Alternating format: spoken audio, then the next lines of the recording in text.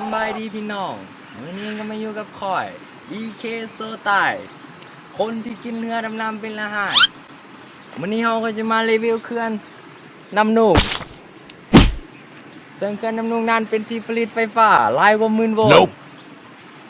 หรือจะว่าอีกอย่างหนึ่งก็คือมันเป็นแบตเตอรี่ของอาเซียน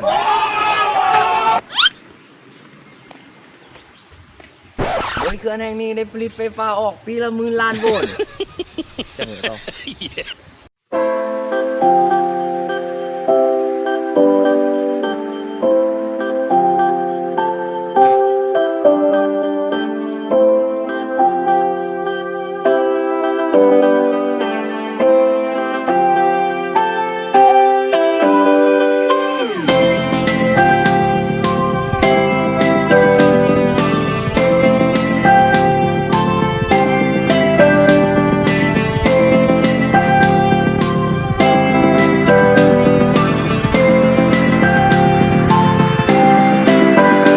และในปัจจุบันนี้เราได้เปลี่ยนจากเขื่อนไฟฟ้าเป็นสวน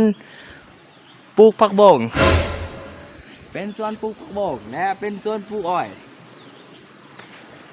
จากประสบการณ์ที่เก็บเกี่ยวมาคอยเชื่อว่าการปลูกผักบงนั้นจะเฮ็ดให้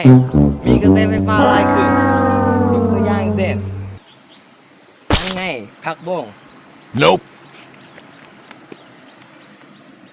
หลังจากที่เราปลูกผักบงเป็นที่เรียบร้อยแน่นอนสิ่งที่ขาดบ่ได้ก็คือคอกหมู Nope. คอกหมูนั่นจะมีหมูเลี้ยงเพียง1โตว